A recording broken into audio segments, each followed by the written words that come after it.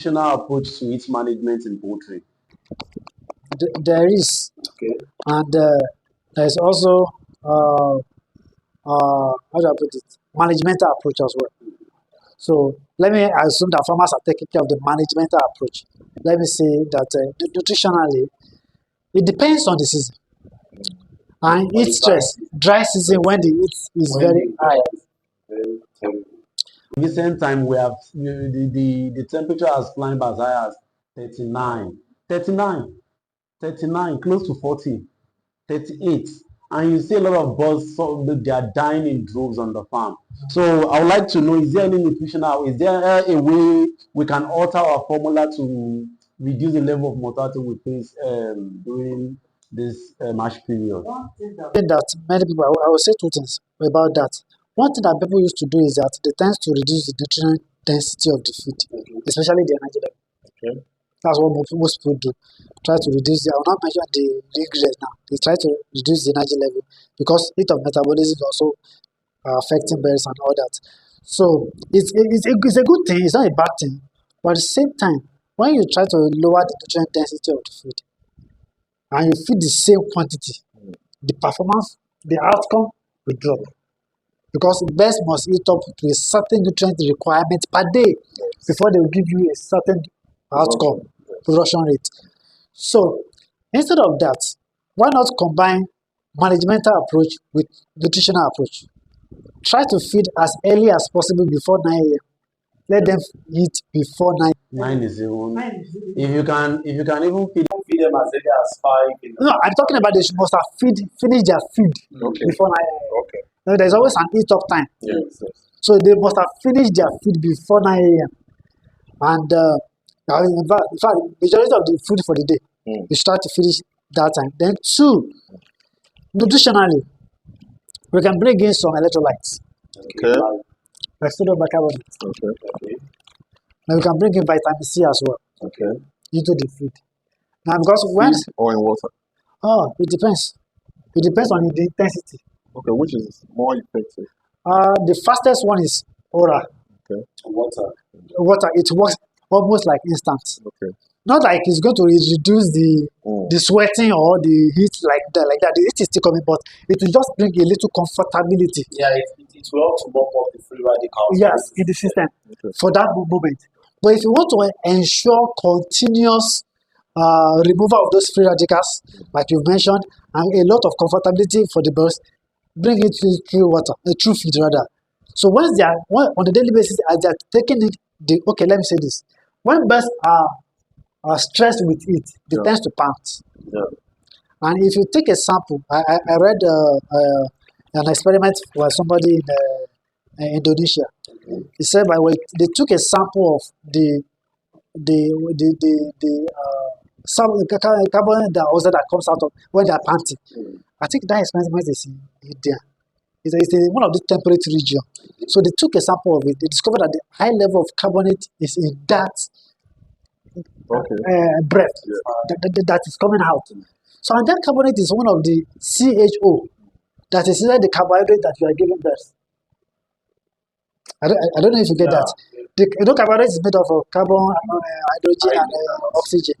See, the CO is part of the carbonate that is still coming out. That is coming out. That means they are losing some of the nutrients that you have provided already.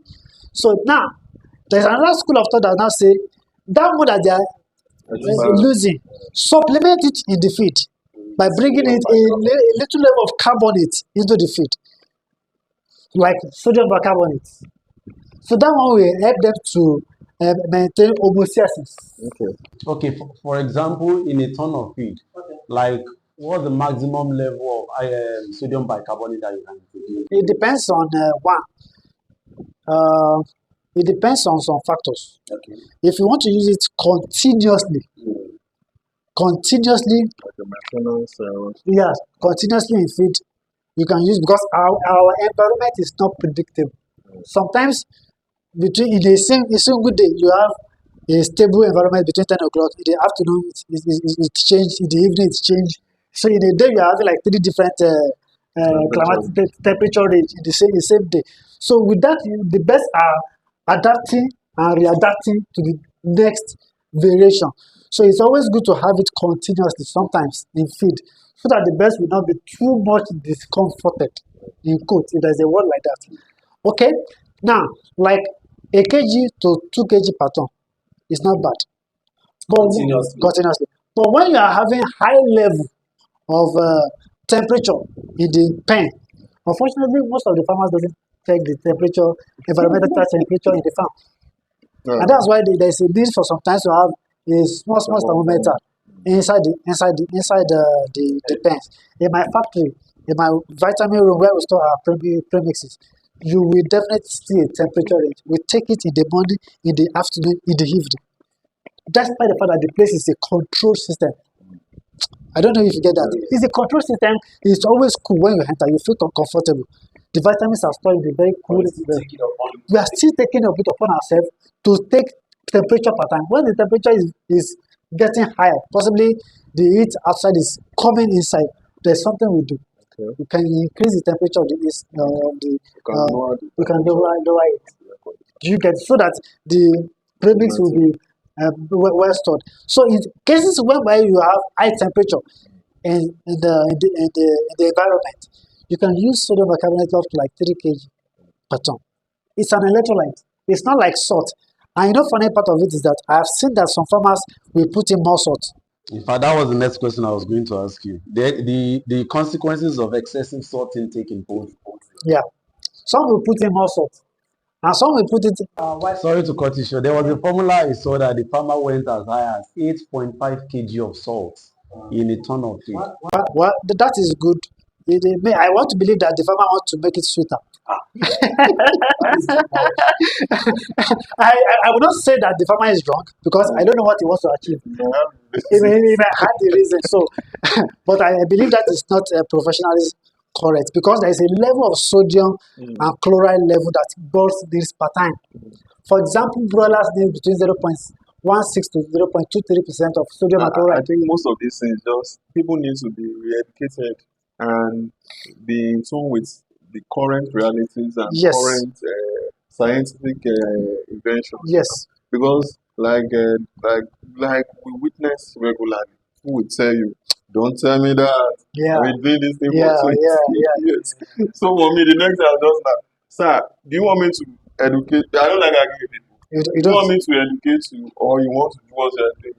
Just okay, that means this one is willing to learn. Yeah. But no, don't. Okay, sir, continue. You know, I think there should be. I don't know. People need to be ready. People need to be educated on most of them. I think that's the purpose of this platform. We should not just be living with our head knowledge and the knowledge we've had in the past. So when you are using like 8 kg, you know, in sodium chloride, there is 27% sodium in it. Sodium chloride, and I think like 13 or 12% chloride, if I'm correct. Yeah. Then when you are using sodium chloride in your feed, you must calculate the sodium level that sodium chloride will give. So once it's exceeding 0.2%, 2-3% rather, you are in trouble already. You are in trouble already. And the birds will want to, when you are giving them too much of sodium, they will take excess water then, because even when we human, the kidney. So we are already pushing much the body to the wall. So when they will consume more water because they need to balance it. Yes. When we take in too much salt, we feel at times we tend to sweat more. So we take in more water to cool the body system and to release the excess chloride in the body system. And in the course of that, we tend to enter the toilet often and often to go and urinate. Yeah. And the birds will not go to the toilet. They will drink more water and defecate more. They can't even sweat. And they will have watery feces. And that will put more pressure on the litter. Then the litter management becomes another issue. So when you are using 8 kg, your farmer is using 8 kg, 8.5 kg, and if you calculate that the level of sodium, I'm very sure it will have entered 0.3%. So definitely, if we must be truthful to ourselves, that farm is going to have issue. And the truth is, he might not know the problem is coming from them. He will not know. might not know. So, because he won't be able to relate the cascade Yeah, of because there is events a and all that. metabolism. There is a biochemistry of all this Yes. reaction. It's not just feed. Yes, yes. There is a science in feed, and our knowledge of the science behind feed will make us a better farmer. I will spend. I think we have almost spent. We have almost gone beyond our quota for Oh, okay. today. But maybe I'll give. Yes, I think. Let me just ask a question All right, for sir. the. Now, the question is then please, our viewers, if you have questions, you have comments, please pass it down. Just whichever platform you are watching from, maybe YouTube, Facebook, TikTok, anyway. Just drop your question, we'll get it across to our resource person. We answer everything, we'll get it across to you. Then, as he has also promised, we are going to do a test. We are going to carry out that unit test. And that will be done in the lab, and we'll carry it out. We'll post it for you guys so that in case you want to perform some of this. Is it necessary the UV test be performed in the lab? Can't it be done in an office like this? We will see a way of achieving it. Okay. And I mean, okay, no problem. Now, with the present, now I want to relate this question to the high cost of things at the moment. Though I think we have dealt on some of them. Things are very expensive. People are trying to beat costs. Then, everything is very expensive. So, with the high cost of feed and feed materials, Okay. how best can farmers go about giving the best to their animals without compromising quality? Especially if they are local substitutes for such. Oh, okay. With the local high cost of things now, things are very expensive, and I still want to give. I want to give my bird. I want to give my fish. I want to give them quality. How can I do that? Maybe without compromising quality. Yes, it's the best way to go. That's the truth. But when we are going through that route, we must not forget the fact that we must rebalance the feed. Okay. Now, because maize is expensive, we are bringing in substitutes like possibly some use cassava, some use some other ones, just to bring down the quality, the cost of. But when we are trying to do that, I do it. But when I do it, it is always good to rebalance the food. Okay. Because when you're trying to reduce a certain ingredient, possibly you're trying to reduce soya, and you're bringing in something like GNC, which is a little bit cheaper than soya, if I'm right. And am I right? Is GNC cheaper than soya now? I'm not using GNC, so I don't think so. I can't say. I think it should be cheaper. Okay. So when we are trying to bring in GNC to substitute soya, I think it should be cheaper. 700, maybe around 720. Oh, okay. I don't think GNC should be up to that. Okay. Now, if we are bringing in GNC to substitute soya because of the cost, which we believe that the crude protein range is not too far from each other. Now, we have formulated the feed with soya of possibly CP level of 46 to 47 crude protein level, and we are bringing GNC of 40 to 42% crude protein. Then, when we are substituting it, and our targets are the crude protein target is possibly like 16, for example, and possibly our soya has met up with 13% already, naturally before. When we are trying to bring in soya as GNC, we should mix it in such a way that it will still be able to meet up with that 13 that only soya has met up before. And we should not also forget that when we are trying to rebalance, GNC will not compensate the amino acid profile that soya has balanced before. So when we try to substitute, we should rebalance it and be sure that all other nutrients are well balanced. Okay. And at the same time, we should not forget that we should not, because we are substituting, bring in more problem. When you substitute at the expense of bringing a contaminant raw material, then you are aflatoxin. So you are bringing in another issue. At the end of the day, you discover that the money you are running away from, you spend it anyway. You will spend more or more because it has now become a curative scenario. You now have to cure water. So substitute is not a bad thing. I do it, but when I do it, I try to rebalance the feed before I give it to the birds. Okay. That's the best approach for that. Dr. Bayo. I think that this will be my last question for today. What strategies can be employed to ensure optimal nutrient utilization in poultry? Optimal nutrient utilization in poultry strategy. Okay. To ensure that feed is well optimized in poultry, we must first of all ensure that the raw material are well optimized in terms of the quality. Now, having said that, let's say we use that, we can now go ahead and do two things. Try to enhance nutrient availability through the use of synthetic enzymes Like phytase, Okay. or cocktail enzymes, or single enzyme like protease and the likes. That one will help us to break down the xalanase, the xalan, the mannan, the glucan, and all that in all the raw material. that will release more It nutrients. will help us to release not more nutrients. It will help us to release the nutrient that is in those raw material. That is locked. Not in those That raw material. originally we would not have been able to Release. Yes. Okay. So it will help us to release. It's not as if it's going to bring the soya for 46 to 48, but it's going to help us to ensure that out of that 46 that is in soya, 80 to 90 or 100%, not even 100. 100 is not feasible. If 100 is achieved, that means the best will not defecate. So it will help us to enhance that. It will help us to ensure that 80 to 90% of that nutrient is available for the birds instead of 60% that will have been possibly be achieved naturally by the birds. Okay. Do you get that now? Also for the phytates as well. For the phosphorus availability and some other microminerals like zinc, manganese, cobalt, and the likes, ferrous and the likes. And apart from that approach, the use of enzyme. The second one, optimal gut integrity.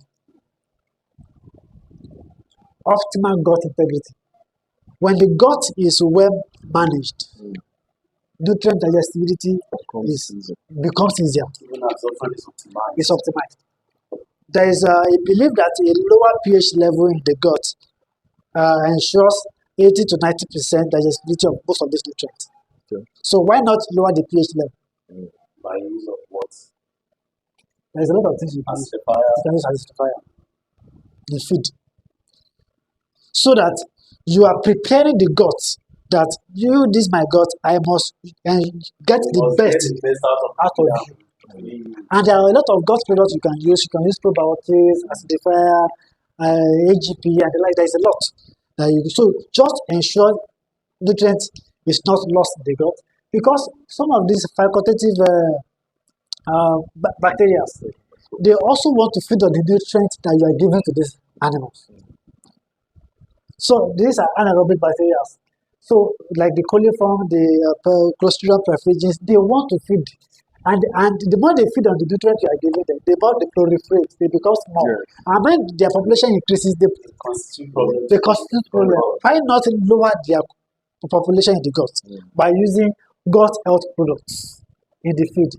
So can you now see that in the last, let's say, 40, 50 years ago, we don't focus on this area of nutrition.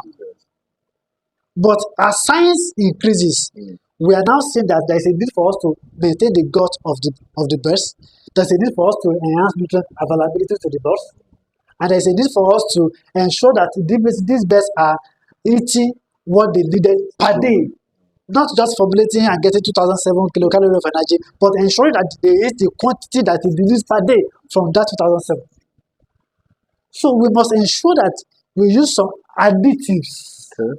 In those days, we don't use too much of additives. We are not concerned with the use of enzyme. Who cares what enzymes we do? In fact, we take it as additional cost.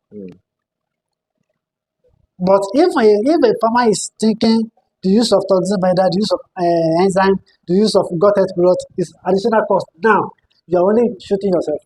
Because by the time you are feeding a kg of soya and the birds are using 40% or 50% of that soya, Like 50%. already you are wasting your money. So why not bring in an enzyme and a gut health product that will ensure that the gut is well is well prepared for nutrient absorption. And the microorganisms, pathogenic bacteria are not invading the gut. There's something we call, is it not bypass, no, gut, leaky gut. Okay. There's something we call leaky gut.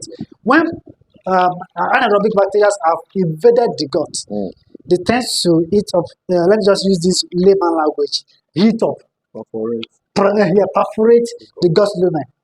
And when that happens, it becomes leaky. Some of the nutrients will be lost.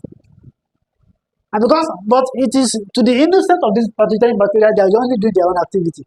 They are only enjoying their own life. They are only trying to survive. So why not reduce their population? You may not be able to eliminate them all. No, it's not possible. It's not possible. It's not possible. But you can just reduce their population by using gut health products. I've seen some formulation whereby you see a farmer use only macro ingredient, some premix, in fact, some farmers will not even put premix, salt, some doesn't matter, and that's all. And by the time you have problem after a month or two, you start running back and say, my boss are not performing. Then you start loading the liver with drugs, and instead of finding a way to just prevent it from happening in the gut. So in this era of nutrition, we cannot joke with the use of feed additives. It has become so paramount that our birds will not be able to meet up with their genetic potential without the use of feed additives.